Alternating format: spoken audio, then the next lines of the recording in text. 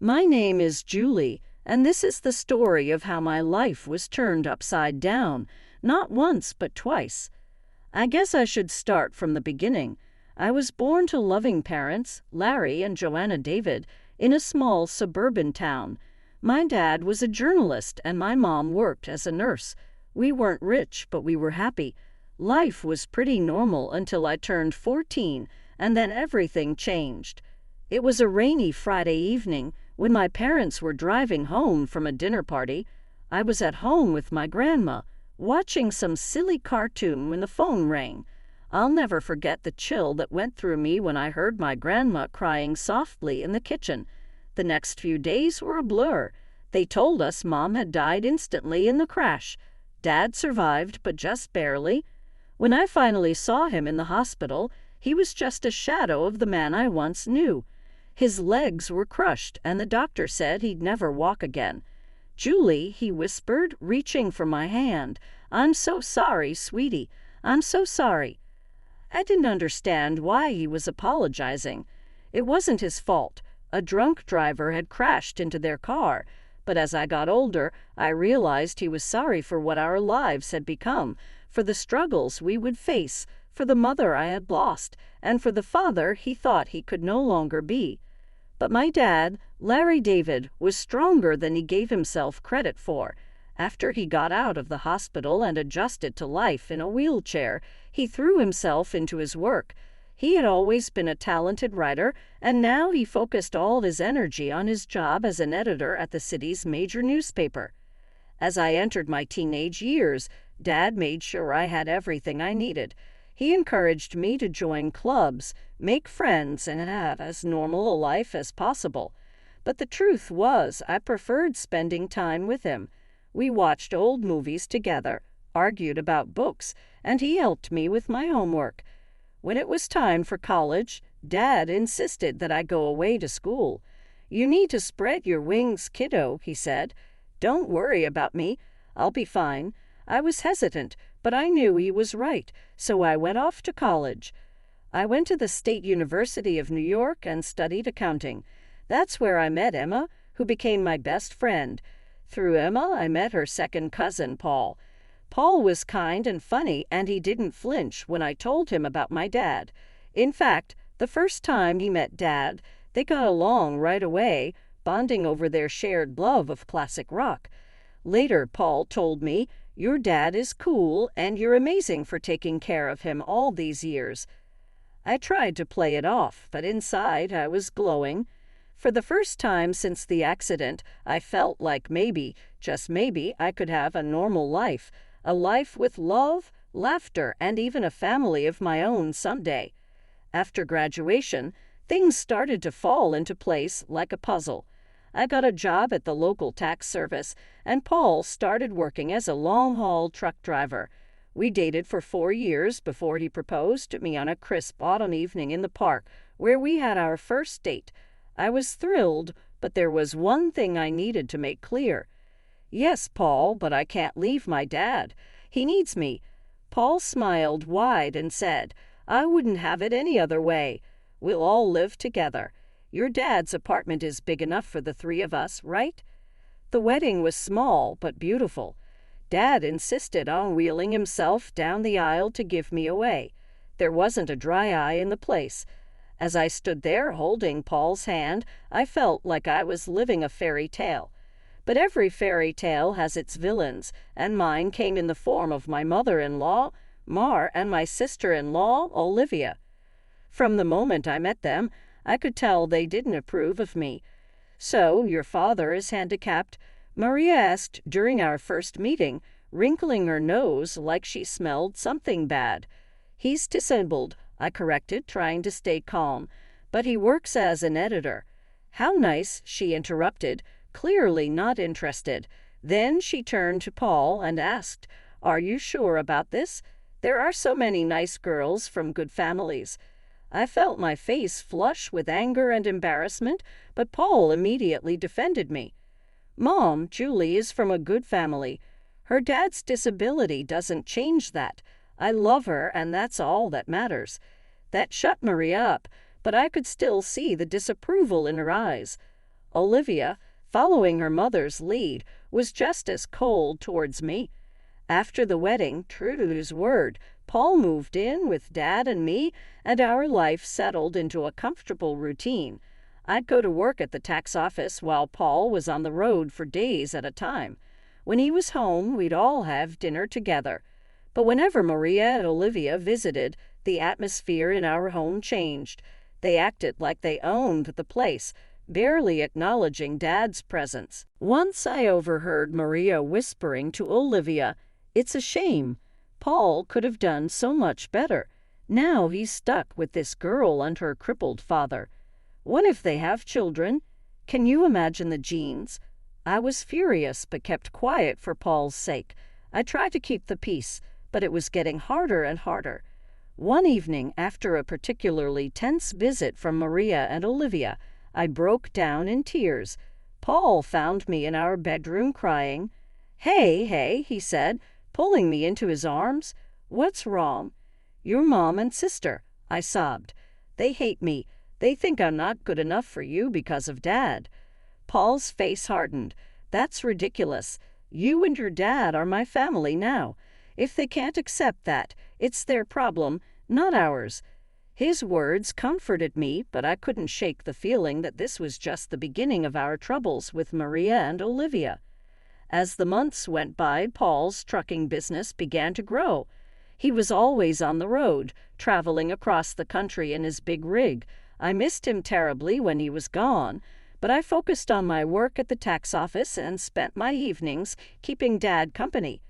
One crisp autumn evening, as I was helping Dad into bed, Paul called. His voice crackled with excitement over the phone. "Julie, I've been thinking," he said.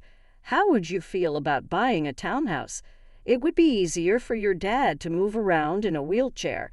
He could spend more time outside. Plus, you could have a garden, something to keep you busy when I'm on the road." The more he talked, the more I liked the idea. I glanced at Dad, who was pretending not to be interested. "What do you think, Dad?" I asked, putting the phone on speaker. Dad's eyes lit up. "A garden would be nice," he admitted, "and it would be easier to get outside." That settled it. Over the next few weeks, we threw ourselves into house hunting. We finally found the perfect place, a spacious townhouse with wide doorways, a roll-in shower for Dad, and a beautiful backyard. Taking out a mortgage was scary, but with Paul's income, mine, and the rent from Dad's old apartment, we managed to make it work. We moved in on a sunny Sunday in spring, and I'll never forget the look on Dad's face as he wheeled himself out onto our new patio. "This is perfect, sweetie," he said, his eyes misty. "Thank you." We spent the next few months settling in and making the place our own. I planted a small vegetable garden, and Dad would sit outside for hours, enjoying the sunshine and fresh air. It was peaceful, almost perfect. Then we decided to have a housewarming party. We invited friends, colleagues, and yes, even Maria and Olivia. The party was in full swing when they showed up, fashionably late as usual. They walked in, looking around with barely hidden envy. As we walked through the house, I could see Maria thinking about something. When we reached the master bedroom, she turned to me with a sly smile. "You know, Julie," she said quietly, "this would be perfect for Paul and me. Why don't you send your father to a nursing home? Then I could move in here." I felt like I'd been slapped. "Excuse me," I managed to say. "Oh, don't look so shocked," Maria continued. "Your father isn't well. He's not a whole person anymore, is he? He doesn't need all this luxury. A nursing home would be more than enough for someone in his condition." Before I could respond, Maria marched out to the patio where Dad was talking with some guests. To my horror, she grabbed the handles of his wheelchair and started pushing him toward the driveway. "Maria," I shouted, running after her, "what are you doing?" "If he won't go to a nursing home, he can stay outside," she sneered. "That's what you wanted, isn't it? For him to be outdoors." I was shaking with rage and disbelief. Thankfully, Paul heard the commotion and came running. His face turned red with anger, when he saw what his mother was doing. "Mom," he yelled, "what the hell are you doing? Let go of Larry's chair right now." Maria looked shocked by Paul's tone. "But honey, I was just—" "I don't want to hear it," Paul cut her off. "You and Olivia need to leave now." After they left, Paul apologized over and over to Dad and me. "I'm so sorry," he said, his voice breaking. "I had no idea she would do that. I'm just so sorry." Dad reached out and patted Paul's hand. "It's not your fault, son," he said gently. "Some people just can't understand." Life settled into a new routine after that incident. Maria and Olivia kept their distance, which was fine with me. Paul focused on his work, taking on more long-haul routes to help pay for our new home. I split my time between my job at the tax office, taking care of our home, and looking after Dad. 4 years passed quickly. Our life became comfortable and predictable. Paul was on the road most of the time, but when he was home, our little family was happy. Dad's health was stable, and he seemed content spending his days in the garden or working on his editing from home. Then came the call that shattered my world. I was at work when my phone rang. A man's unfamiliar voice greeted me. "Mrs. Walker, this is Officer Andrew from the Highway Patrol." My heart sank. "Yes," I barely managed to say. "I'm sorry to inform you that your husband, Paul Walker, has been in a serious accident." The rest of the conversation was a blur. Words like head-on collision and "didn't make it" floated around me, but I couldn't understand them. It wasn't until I heard myself thanking the officer and hanging up that the reality began to hit me. Paul was gone. The next week was a fog of grief and disbelief. I went through the motions of planning the funeral like a robot, barely understanding what was happening. The day before the funeral, I gathered my courage and called Maria. I thought she deserved to hear about her son's death from me, not from a newspaper obituary. "Hello," Maria's sharp voice answered. "Maria, it's Julie," I said, my voice trembling. "It's about Paul. He's gone. There was an accident." There was silence on the other end of the line, and then, to my shock, Maria's voice came back dripping with anger. "This is your fault," she hissed. "You made him work so hard driving that truck to pay for your fancy house. You killed my son." I was stunned. "Maria, Save it," she snapped. "I expect you to give him the best funeral money can buy, but don't expect a penny from us. You made your bed. Now lie in it." The line went dead. I stood there, phone in hand, tears streaming down my face. How could she be so cruel? How could she blame me for this? The day of Paul's funeral was gray and rainy, matching my mood perfectly. The church was full. Paul was well liked in the community, and it seemed like half the town had come to pay their respects. After the service, as people passed by to offer their condolences, I noticed that Paul's mother and sister were nowhere to be seen. They hadn't even bothered to show up for their own son and brother's funeral. Dad reached out and squeezed my hand. "It's their loss, sweetie. We're family, and we'll get through this together." As we pulled into our driveway, something seemed off. The lights were on in the house, which was strange because I was sure I had turned everything off before we left. "Did you leave any lights on, Dad?"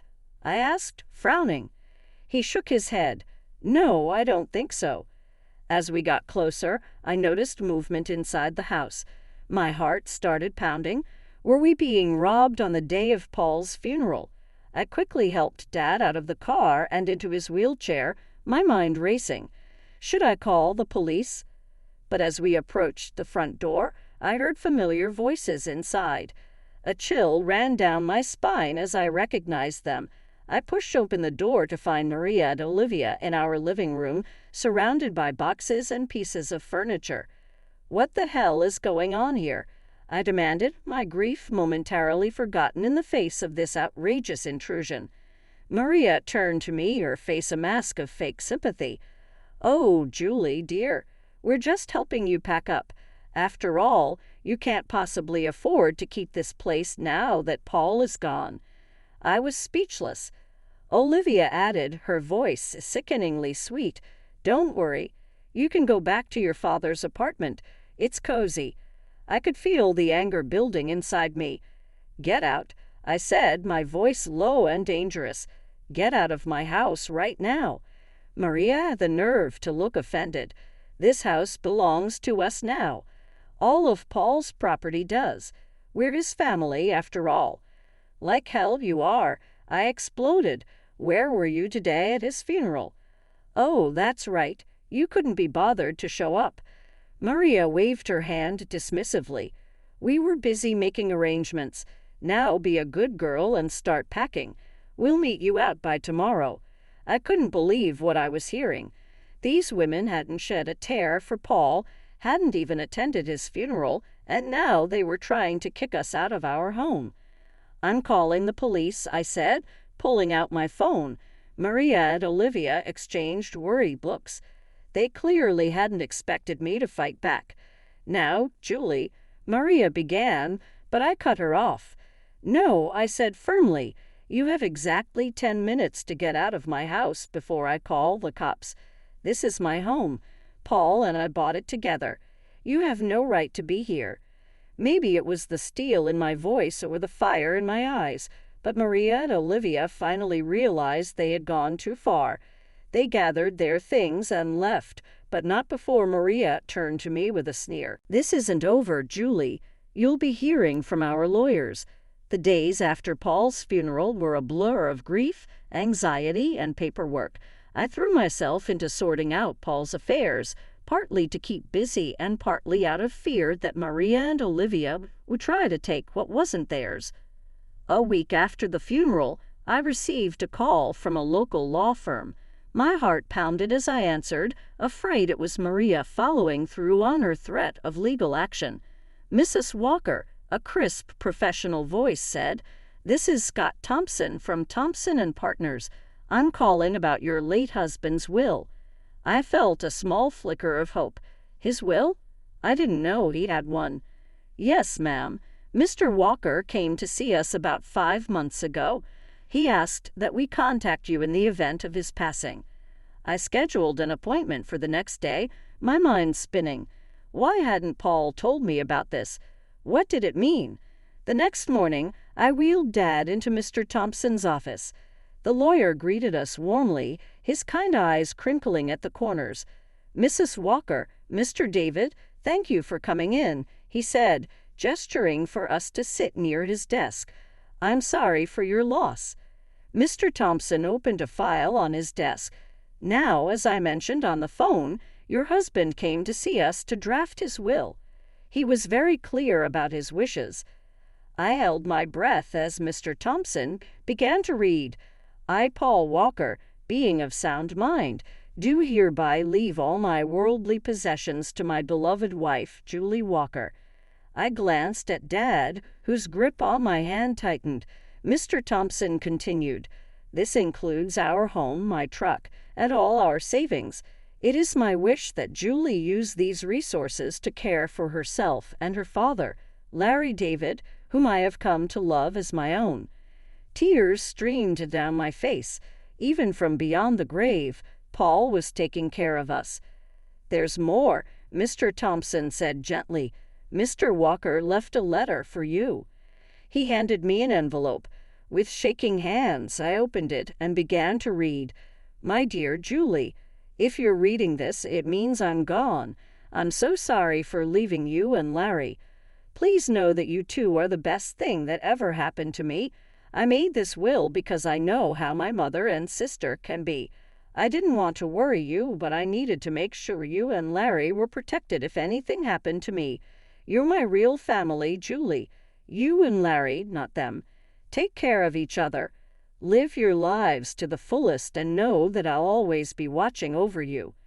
All my love, Paul." I clutched the letter to my chest, sobbing. Dad was crying too, his weathered hand patting my arm. Mr. Thompson gave us a moment before speaking again. "Mrs. Walker, there's one more thing. Your husband's truck was insured.